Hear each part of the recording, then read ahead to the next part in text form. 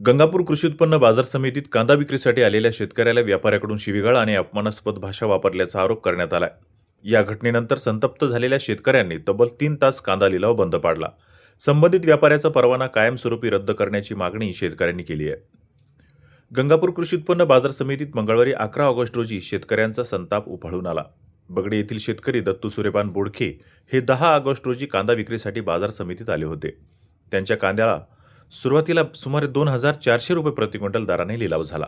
मात्र कांद्याच्या गुणवत्तेबाबत व्यापाऱ्याने विचार केल्यानंतर वाद निर्माण झाल्याचे सांगण्यात येते.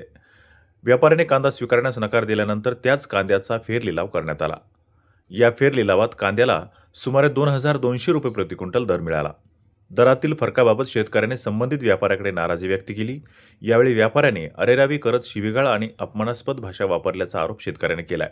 या घटनेची माहिती इतर शेतकऱ्यांना मिळताच मंगळवारी सकाळी मोठ्या संख्येने शेतकरी बाजार समितीत एकत्र आले. प्रशिक्षणार्थी तहसीलदार सागर वाघमारे यांच्याकडेही शेतकऱ्यांनी आपली मागणी मांडली. शेतकऱ्यांच्या आंदोलनानंतर बाजार समिती प्रशासनाने संबंधित व्यापाऱ्याचा परवाना 15 दिवसांसाठी रद्द केला. तसेच व्यापाऱ्याचा परवाना कायमस्वरूपी रद्द करण्याबाबत संचालक मंडळाच्या बैठकीत निर्णय घेऊन त्यानुसार कारवाई करण्यात येईल, असे बाजार समितीने शेतकऱ्यांना दिलेल्या लेखी पत्रात म्हटलंय. आपण आता 15 दिवसाचं दोघा जणांचं लायसन्स सस्पेंड केलेलं आहे आणि याच्यानंतरची जी काही प्रोसेस असेल ते बाजार समितीच्या संचालक मंडळांची मीटिंग घेऊन त्याच्यामध्ये निर्णय घेण्यात येईल. दरम्यान जोपर्यंत संबंधित व्यापाऱ्यावर कारवाई होत नाही तोपर्यंत लिलाव होऊ देणार नाही, अशी आक्रमक भूमिका शेतकऱ्यांनी घेतली होती.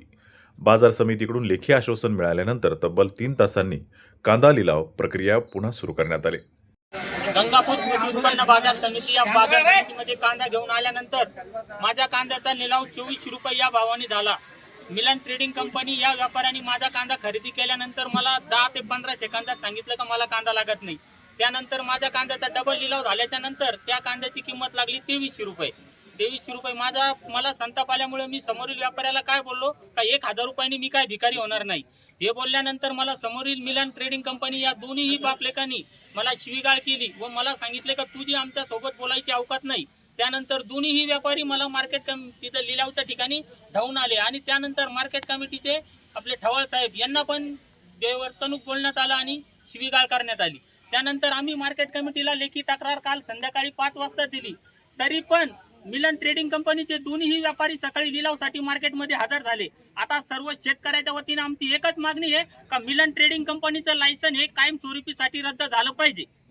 ही आमची सर्व शेतकऱ्याची